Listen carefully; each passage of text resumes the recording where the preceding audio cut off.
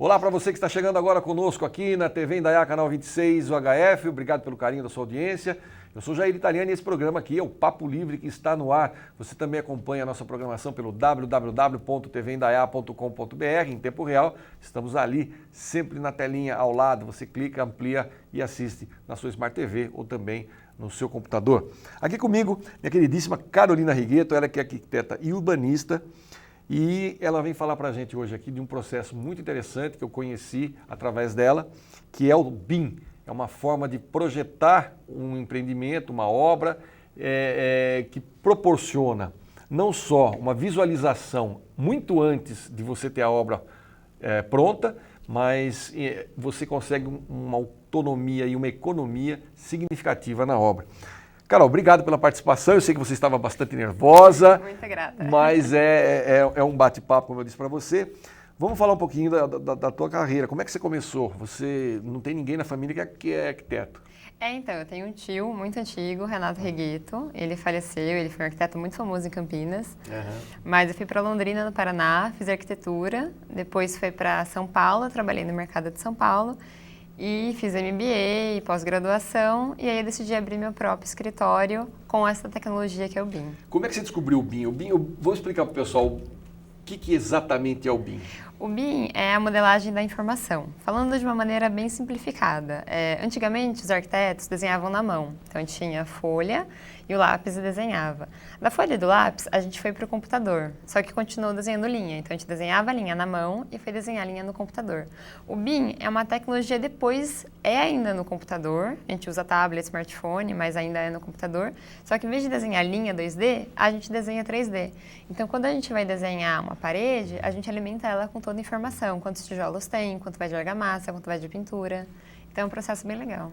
E uma coisa que eu achei interessante, principalmente você que trabalha com obra, já conhece, às vezes no meio do caminho acontece alguma alteração, aí você tem que esperar fazer a alteração, tem que imprimir uma cópia e levar a cópia para a obra. E nesse caso, se você mantiver um tablet ou um computador na obra, você não tem essa necessidade. É em tempo real que é feita a alteração, não é isso? Isso, exatamente. A gente faz o modelo de arquitetura e coloca na nuvem. E lá na obra, eles vão acessando na nuvem esse modelo e alimentando esse modelo. Então, a gente não tem um problema mais de manda a revisão imprime, vai para a obra, aí o escritório está mexendo numa revisão 10 e na obra está a revisão 8. Então, fica disparo, fica errado. E outra coisa que eu achei também bacana nessa história toda aí é que a geração da economia, porque a gente sabe que a construção civil, de uma certa forma, no Brasil, 30% do que você investe numa construção você manda para o lixo, ou seja, a cada 100 mil reais, 30 mil reais é desperdício, na verdade é desperdício. E com o BIM a gente consegue uma redução significativa nessa questão, né, do desperdício e também no barateamento da obra. Exatamente, com o BIM a gente consegue de 5% até 20% de economia. Então, quando a gente constrói a obra em 3 dimensões, a gente consegue ver antes quais são os erros que ela vai ter, quais são os problemas que ela vai ter e consegue gerar essa economia. No planejamento, na mão de obra, que fica parada, então a gente constrói uma laje errada, a laje está errada, tem que derrubar a laje, então você gasta um retrabalho e uma mão de obra e vai gastando. Com o BIM não, com o BIM a gente consegue pegar todas as interferências antes para conseguir resolver esses problemas. Aliás, uma coisa que acontece com muita frequência, quer dizer, os projetos que são feitos alvenaria, estrutural, hidráulica e elétrica. E geralmente, depois quando junta os três, geralmente dá problema. Exatamente. Aí no BIM isso é possível detectar? Exatamente. Com o BIM, a gente tem uma palavrinha que chama Clash Detection, na verdade é a compatibilização. Então, o que acontece? A gente vai em arquitetura colocando o nosso modelo na nuvem. O engenheiro estrutural entra nesse modelo e começa a desenhar em cima do modelo de arquitetura. E o próprio programa, quando ele vê que o engenheiro está construindo um pilar, uma viga no lugar errado, ele avisa. E aí o engenheiro tem que pedir para o arquiteto se o arquiteto deixa ele mexer. Aí o arquiteto deixa ele mexer, libera o modelo e ele consegue continuar construindo. E isso a gente faz subsequente em todas as matérias. Então a gente tem estrutura, hidráulica, elétrica, num modelo só, gerido lá na nuvem, né? Que é Cada um no seu escritório, trabalhando no mesmo projeto. Exatamente. Trabalhando colaborativamente, todo mundo no mesmo projeto, ao mesmo tempo. Então, e esse projeto está lá na obra, num tablet, no smartphone ou até mesmo no computador, notebook. Eu achei fantástica essa tecnologia, porque ela, na verdade, ela consegue fazer com que quem vai construir tenha uma visão. Inclusive, você está vendo aí, ó, enquanto nós estamos conversando, o projeto, como é que ele fica, né? A questão de como a obra é vista. Até então, muitas dessas obras, dessas imagens, melhor dizendo, você muitas vezes vê em catálogo, quando a pessoa vai lançar um edifício, vai lançar um conjunto de casas, você vê essas imagens como sendo reais, parece uma fotografia, né? Quem trabalha com agência de publicidade muitas vezes procura profissional para fazer esse trabalho em 3D, mas não é um trabalho exato. Por quê? Porque não é o 100% do projeto. Tanto que está escrito lá, imagem ilustrativa. No caso do BIM, não. No caso do BIM, não. A gente tem a modelagem da informação da construção. Então, a gente não constrói só uma parede sem a informação. A gente coloca o número de tijolos que ela vai ter, a gente consegue tirar um quantitativo muito mais exato. Então, se a obra precisa de 18 sacos de cimento, você não vai comprar nem 16, nem 20, você vai comprar 18. Então, a redução no custo da obra, ela vai acontecendo também... Durante o processo de construção. Exatamente, ao longo do processo. Como é que você descobriu esse BIM? Porque me parece que são poucas pessoas que trabalham com isso. Quem trabalha com BIM hoje é o metrô de São Paulo, né, e grandes construtoras em São Paulo. O BIM, para mim, já é uma realidade. Eu comecei a entrar em contato quando eu trabalhava em escritórios lá em São Paulo, que eu via o trabalho e retrabalho, o trabalho e retrabalho. E aí, em contato com a Unicamp, né, comecei a entender mais como era o BIM, me apaixonei e montei meu escritório e comecei a produzir o BIM. Então, hoje, tudo que sai lá de dentro sai em BIM. E você também faz interiores, né? Agora a gente vai começar a ver umas imagens de interiores. Essas imagens de interiores também são geradas a partir do projeto que você fez. Ou seja, você fez o projeto e aí a decoração e tudo mais passa a ser uma coisa bem realista, não é só ilustrativo. Exatamente, porque o que acontece? Quando a gente faz uma planta e a gente coloca lá um quadrado, a pessoa não sabe se aquilo é uma mesa, a pessoa que julga o cliente final, não sabe se aquilo é uma mesa, se aquilo é um pilar, o que significa aquele quadrado? Um fosso. Um fosso.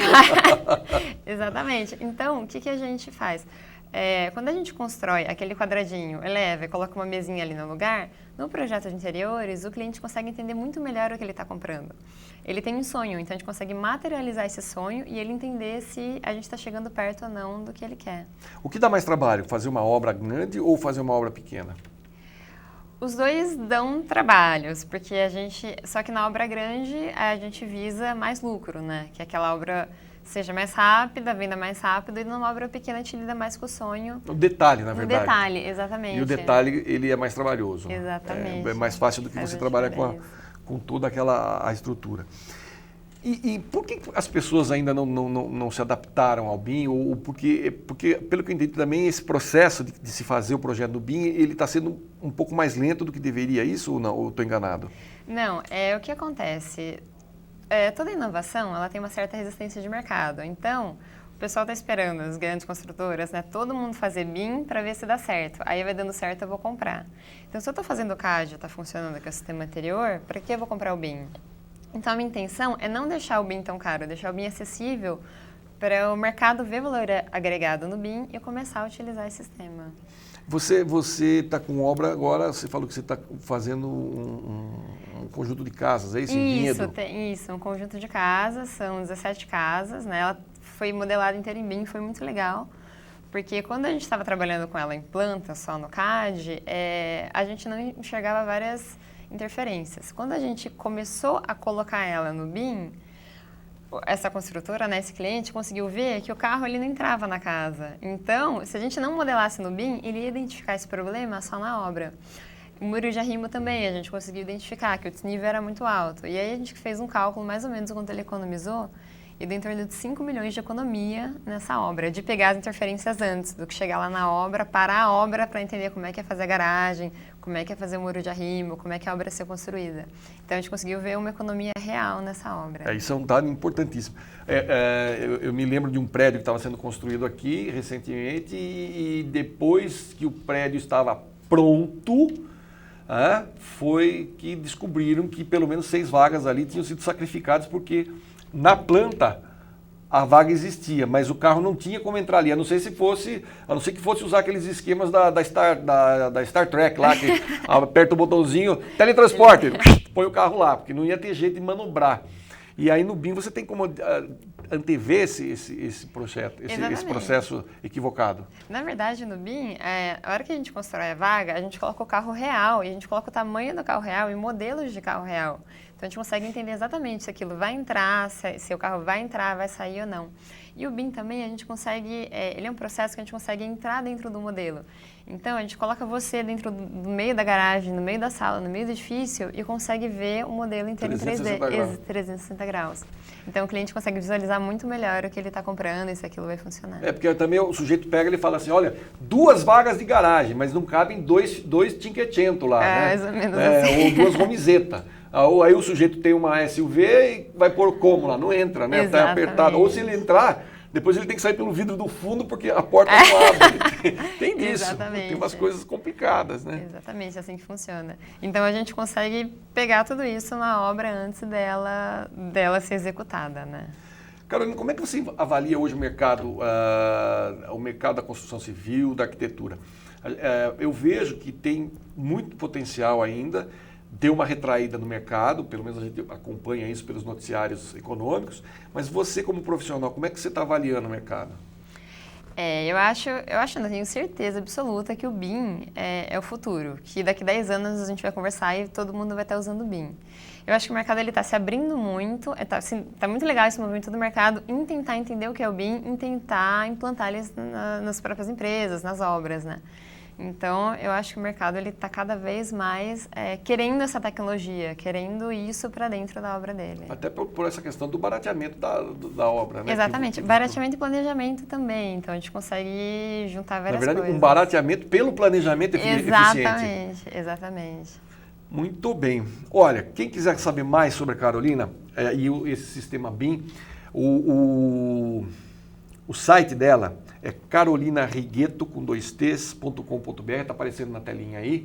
Você entra lá e você vai conhecer um pouco mais do trabalho dela, além dessas imagens que você viu aqui no nosso programa, tem mais coisas lá para você olhar e interagir com a própria Carolina, tirar dúvidas e tudo mais. Carolina, quero agradecer demais a sua participação, foi muito legal e espero que você tenha gostado de participar, porque eu tenho certeza que o nosso telespectador gostou de conhecê-la e conhecer também esse trabalho que você está desenvolvendo. Eu que agradeço, muito grata pelo convite e estou à disposição para qualquer dúvida. Volte outras vezes. Muito grata. Obrigado, não saia daí, daqui a pouquinho eu estou de volta com mais um convidado aqui no nosso Papo Livre.